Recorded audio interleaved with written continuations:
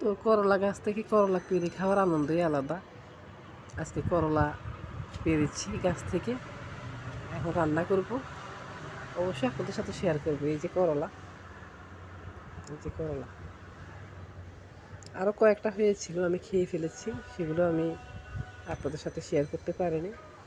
তো আজকে এই করলাগুলো আমি রান্না করব, কিভাবে সেটাই আপনাদের সাথে শেয়ার করব। তো চলুন। আরও কয়েকটা ধরেছিল, সেগুলো আমি খেয়ে ফেলেছি। করলাটা আরও বড় হতো, গাছটা এত বেশি সুবিধা নেই, মানে গাছের কী অবস্থা দেখায় আপনাদেরকে দেখো। তারপরেও যে করলাগুলো গাছে ছিল, ঝরে পড়ে নেই,